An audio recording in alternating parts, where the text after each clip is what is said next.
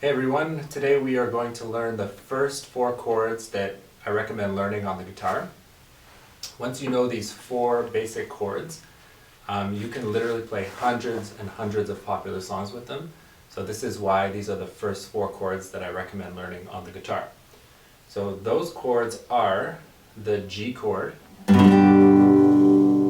the C add 9 chord, the D chord,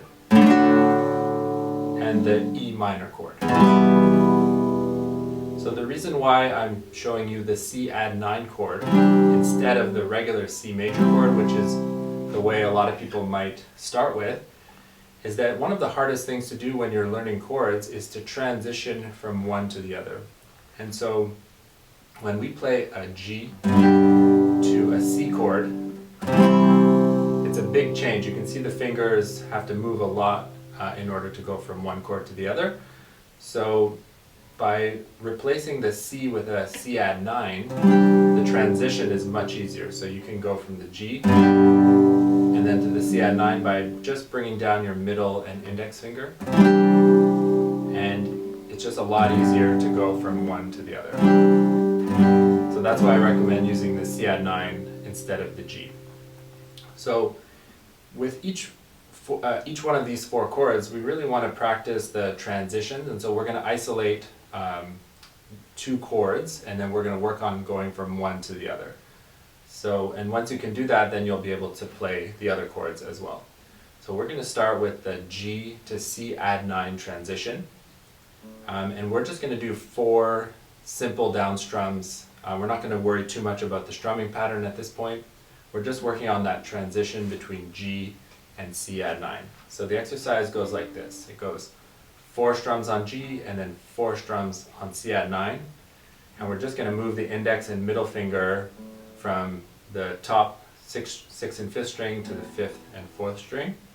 And I'm going to keep my ring and pinky finger in place, so that's not going to move. So here we go. So 1, 2, 3, 4.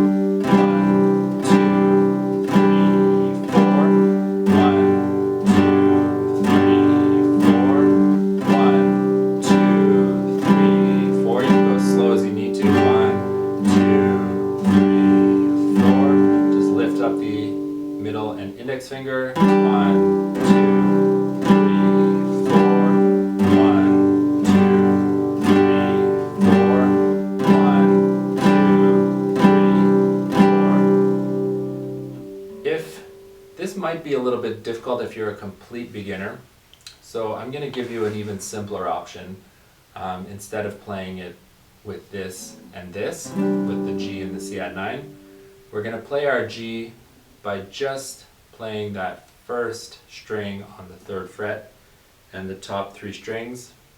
So that's a G chord. It's a very simplified G chord, but if you're not ready to play the full G chord, this one will work just fine. So, and then the C, instead of doing the full C add 9, you can just place your index finger on the 2nd string, 1st fret, and that will be your C chord. So again, just the 1st, 2nd, and 3rd string. So we'll do it like that. So it goes 1, 2, 3, 4. 1, 2, 3, 4. 1, 2, 3, 4.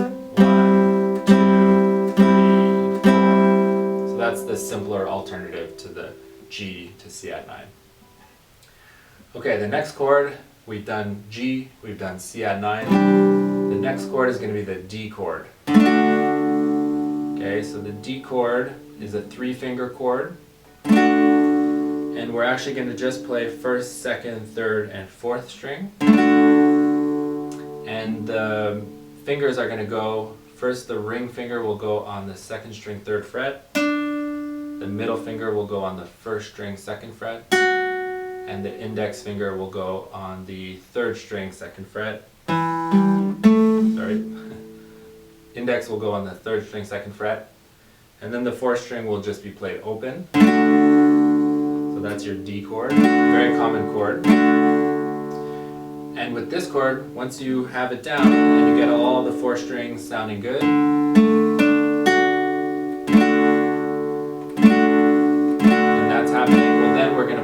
practice the D to G transition. So that's going to be a very common transition where we're going to go from D and we're going to transition to the G chord.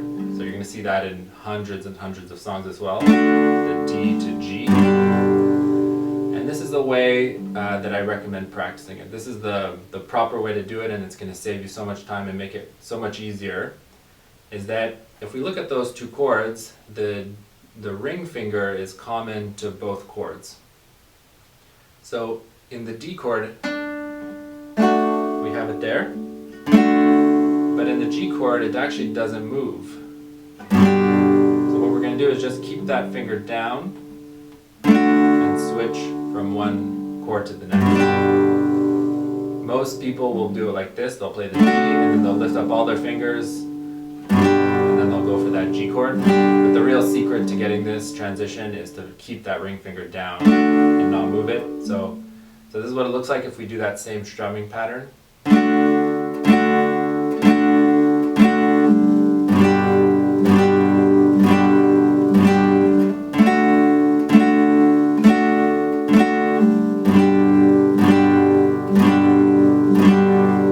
On the D, I'm going to bring the pinky down, lift up these two fingers, and then move them up to the G chord. So nice and smooth.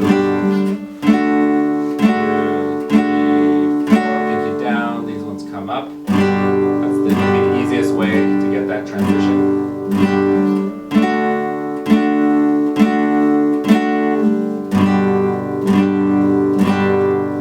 Don't forget that on the D chord, you're not playing string 5 and 6, so you do have to get pretty precise here and avoid hitting the 5th and 6th string, and just strum those bottom 4 strings. G string, you can get them all. Okay, so you want to get that transition as smooth as possible. Take the time it takes to get that transition correct. If we do the simplified version, you can do 4 strums on D. We'll do our simplified G here. I'm just moving the ring finger over.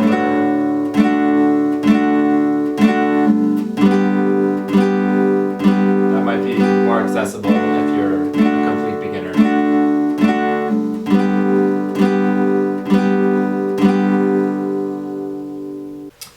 Alright, we're here at our 4th chord, which is the E minor chord. This is actually the easiest chord of the 4. I saved it for last because it's very easy. So it's just a 2-finger chord.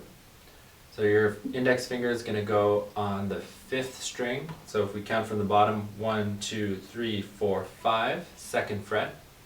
And the middle finger will go on the 4th string, 2nd fret here. So 1, 2, 3, 4, we'll put our middle finger. And we're going to play all 6 strings. We have that nice E minor chord. Okay, that one's the last chord in the sequence. It could be good to practice the E minor to the G. Alright, and there's a common finger here, which is the index finger. You can see that when I transition, I lift everything up, but the index finger stays the same. And then I play the E minor chord. Lift everything up. 4 strums, 4 strums. Nice and slow, taking my time. I can even pause in between. At first, you might have to do that. It's okay. Take your time. Just make sure all the fingers are in the right spot. And then with some practice, you don't have to have the pause. You can play in time, 4 strums.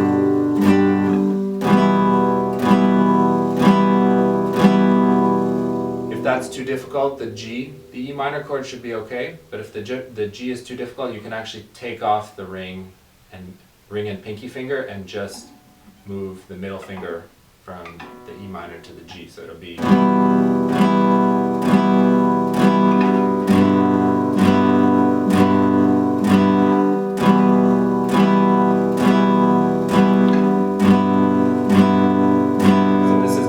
quite the complete G, but it still sounds pretty good. It's pretty close. There's just the first string that would be not not a correct note in that chord. But for a beginner, it's a great way to start, and then eventually you can add those ring and pinky once you start having a bit more control. Alright, so the last sequence is we're going to practice all 4 chords together. So it looks like this. It starts on the G, so 4 strums on G, 4 strums on C add 9, 4 strums on D, and lastly 4 strums on E minor, and then the loop continues. So I'll play that whole loop with down strums, nice and simple. 2, 3, 4, C add 9, 2, 3, 4 to D, 2, 3, 4 to E minor, 2, 3 and back to G, 2, 3, 4 to C add 9, 2, 3, 4 to D, 2, 3, 4 to E minor, 2, 3, one more time.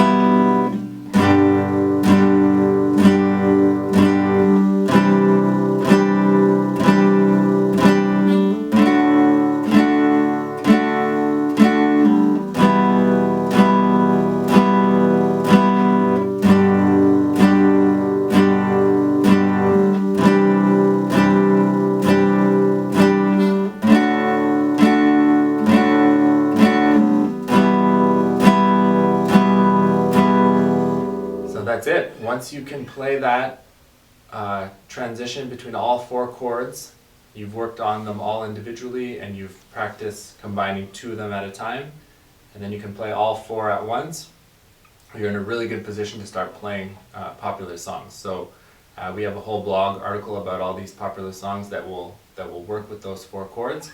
So make sure to check that out in the description. And that's it. Happy practicing. Thank you for watching.